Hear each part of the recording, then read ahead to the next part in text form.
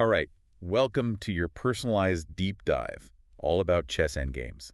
I got those articles you sent and your game notes, and wow, looks like you're ready to really take your endgames to the next level. It's interesting how many players, they spend so much time studying openings and tactics, Yeah, but then they kind of neglect the end game, which is, where games are really decided. yeah, absolutely. So we're on a mission here to pull out the most important endgame knowledge from your sources. Yeah. Give you those aha moments that can transform your game. You ready to unlock some serious endgame secrets? Absolutely. And, let's face it, delivering that final checkmate, it's like the ultimate chess satisfaction. Totally. But before we get to those checkmating skills, we need to lay a good foundation. Okay. And sometimes, you know, even the simplest scenarios hold the most valuable lessons. Right. Let's start with king and pawn versus king. Yeah, that seems pretty basic, right? Yeah, But this end game teaches you something so important, and that's controlling the tempo. tempo, like in music. Exactly. It's all about dictating the pace of the game, forcing your opponent to react to your moves. Okay. And in king and pawn versus king, this often comes down to understanding something called opposition. Okay, yeah, from the articles, I know opposition is about how the kings are positioned. Right. But how does that relate to tempo? Well, think of it this way. If you can force your opponent's king to move first in a really critical position, Uh-huh. you suddenly limit their options and you open up a path for your pawn to advance. I see. It's almost like a strategic dance Okay. where every step matters. And the source material had a great example of this, where it showed a diagram of how a well-placed king Right. can control certain squares and help protect that pawn as it marches towards promotion. Yeah, it's like being a bodyguard for your pawn. Exactly. And denying your opponent those key squares can be the difference between, successfully promoting your pawn or ending up in a stalemate. Gotcha. Okay. I'm starting to see how these subtle maneuvers can make a huge difference. Yeah. So let's say we've got that pawn marching towards promotion. Right. How do we deliver the final blow? Okay. Those checkmates can be tricky sometimes. They can be, but luckily there's some elegant techniques that we can master. Okay. Let's take king and queen versus king. Okay. This is where the ladder checkmate comes in. The ladder sounds more like rock climbing than chess. Well, you can think of it as systematically cornering your opponent. Okay. The queen acts like a barrier, cutting off any escape routes, and the king pushes the enemy king into a tighter and tighter space until you force checkmate. It's like a slow and methodical trap. Exactly. And the article I read had a step-by-step breakdown of those moves. Yeah. Pretty cool. But what about when it's king and rook versus king? That's where we use something called the box method. Okay. So picture this. Your rook and your king, they form a rectangle, Uh-huh. a shrinking rectangle around the enemy king, and they gradually push him to the edge of the board, Oh, I see. like a sheepdog herding its flock. So the rook is like a wall, and the king is the shepherd. Exactly. And just like a good shepherd, you need patience and precision to guide your king and rook effectively. Okay. Make sure there are no gaps in your box. Got it. Okay. Picturing it. So we've got those basic checkmates down. All right. But what about those game-changing pawns that make it all the way to the other side of the board? Oh, yeah. Those are called passed pawns. Right? Yes, passed pawns are the heroes of the endgame. They have no enemy pawns to block their path, Uh-huh. so they're free to march towards promotion like warriors on a quest. And that promotion can completely change the game, right? Absolutely. Like your pawn transforms into a queen. Yes, it's a total game changer. Wow. But here's the thing about passed pawns. Endgames with passed pawns often become a race against time. Okay. You need to promote your pawn as quickly as possible while also stopping your opponent from doing the same. So it's a battle of speed and strategy. Exactly. And speaking of strategy, the material I sent mentioned some specific techniques for rook endgames, Right. like the Lucina and Philidor positions. Ah, yes. Those are essential for anyone who wants to master rook endgames. Yeah. They show that delicate balance between attack and defense. Hmm. The Lucina position is a winning technique where your rook builds a bridge to protect your king and pawn as they try and get to that promotion square. Like a tactical escort mission. Love that. Meanwhile, the Philidor position is all about preventing your opponent's pawn from promoting. Okay. So the defender positions their rook to block that advancing king and pawn. Got it. So Lucina for the win, Philidor for the draw. Exactly. But I've noticed something else in my games. The king seems way more active in the endgame. Absolutely. The king goes from this vulnerable piece to this powerful warrior in the endgame. That's cool. Yeah. And this is where those key squares come in, right? Yes. Key squares are those strategic locations on the board. Okay. If your king occupies one of those squares, it basically guarantees your pawn promotion. So the king isn't just hiding in a corner anymore. It's out there supporting the attack. Exactly. Think of it as a monarch leading their troops into battle. I like that analogy. This is all starting to click. But you mentioned something earlier that sounded a little intimidating. Oh, yeah. Zugzwang. Ah, yes. It sounds like a chess term that could also be a heavy metal band name. It does have a certain ring to it, doesn't it? But Zugzwang is this fascinating concept that really highlights the importance of every single move in the endgame. Okay. It's a situation where any move a player makes is only going to worsen their position. So it's like you're trapped in a scenario and every option is a bad one. Exactly. That's tough. And this often happens in pawn and king endgames, where even the simplest move can lead to, real trouble. Okay. And in one of the sources, there was this great example where one player had to move their king and it left their pawn totally vulnerable. Ouch. It's a subtle but powerful way to get a win. Okay. I'm definitely going to be on the lookout for Zugzwang opportunities in my games. Good. But even in those really tense final moments, it's not just about individual pieces, right? Yeah. We need to think about pawn structure. You're absolutely right. Pawn structures in the endgame, they're like the foundation of a building. Okay.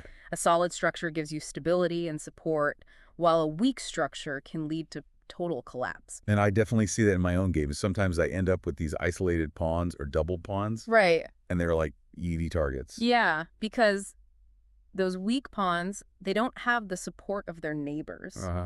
But on the other hand, connected pawns, the ones that are side by side, are much stronger Makes sense. because they can protect each other. So it's like a united front marching towards the promotion square. Exactly. And that strong pawn structure can restrict your opponent's pieces, Okay. create pathways for your king, and ultimately control the entire endgame.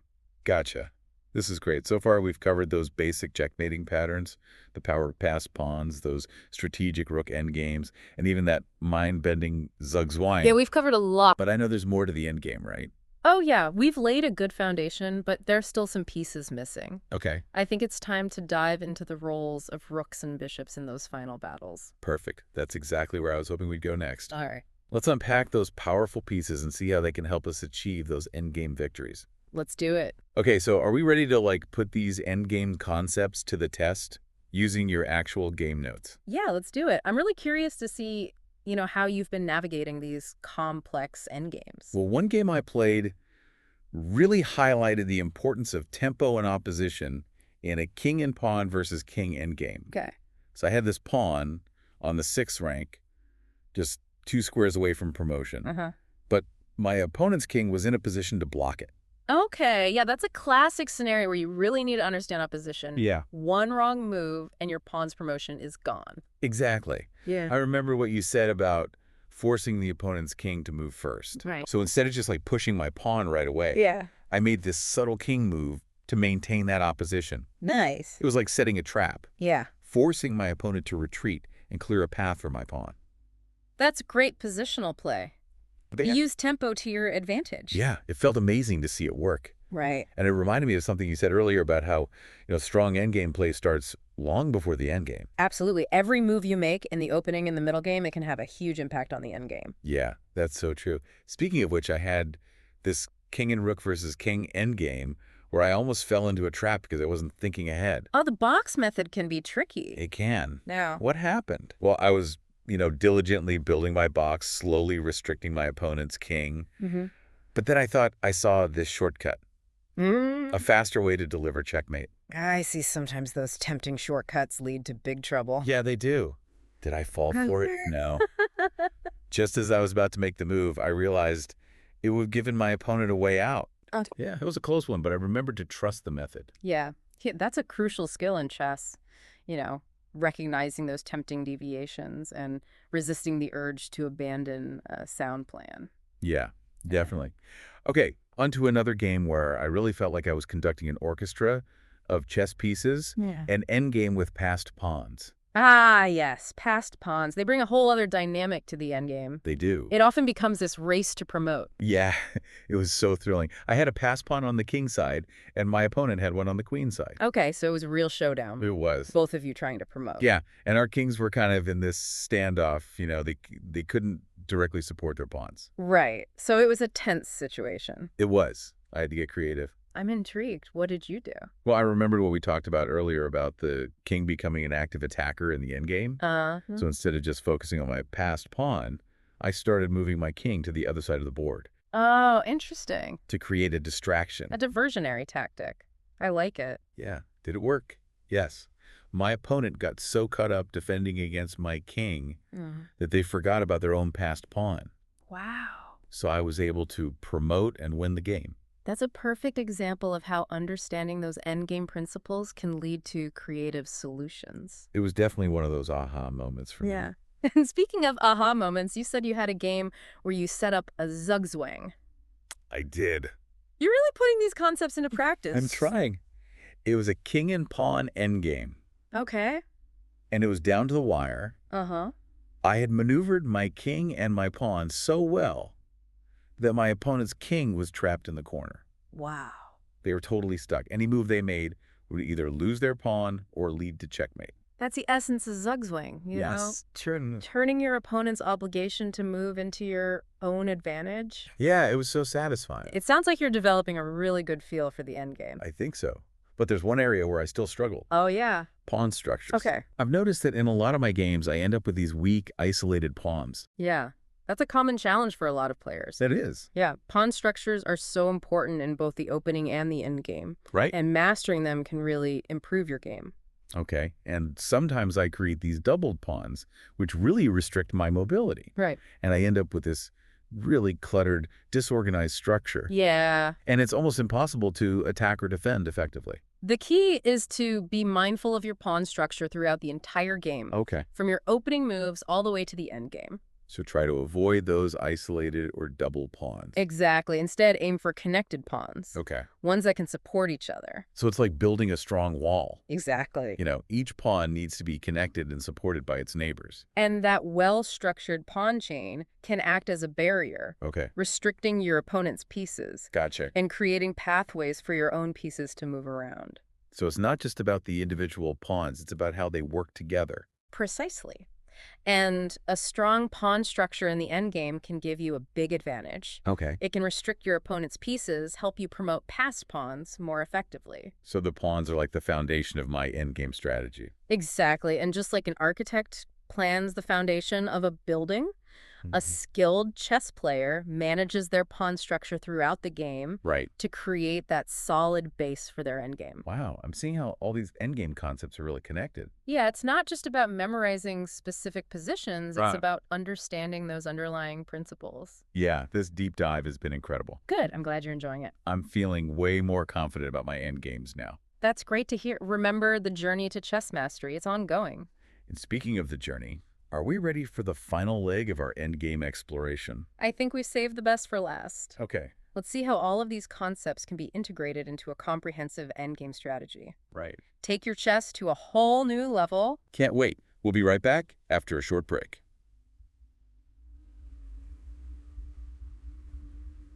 All right, welcome back to our chess endgame deep dive. We've covered some really powerful concepts and even applied them to your actual games. Yeah, it's been It fun. has. So now how do we weave all of this together to truly elevate your overall chess game? Well, it's time to see the bigger picture.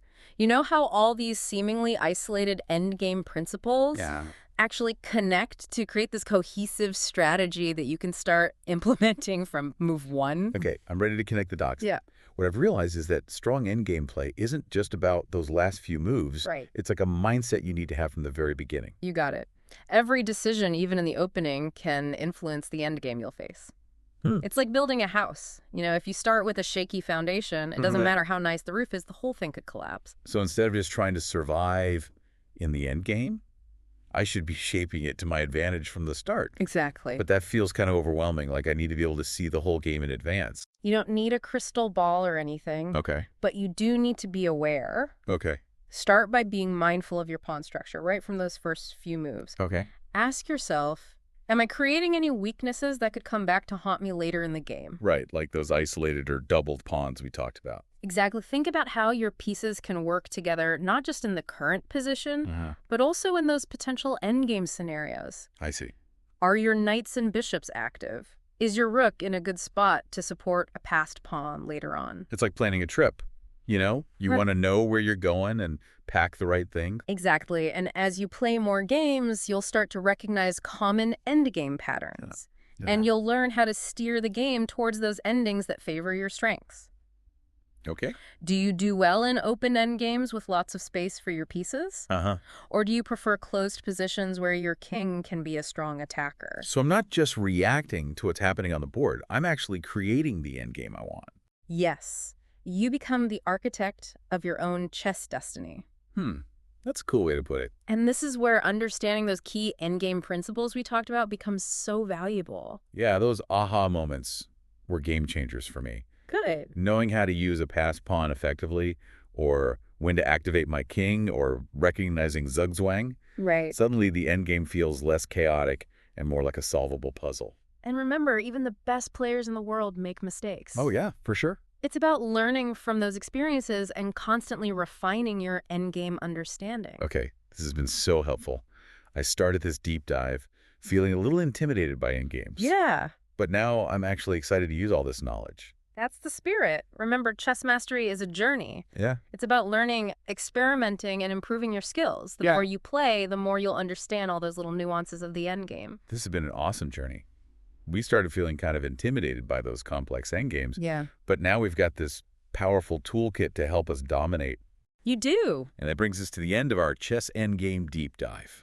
But this is really just the beginning of your journey to becoming a better player. It is. So go out there, experiment with these strategies, and discover your own unique endgame style. Exactly. And who knows, maybe one day we'll be analyzing your brilliant endgame victories in a future deep dive. That would be awesome. All right, that's all for this episode. Thanks for having me. Of course, thanks for listening,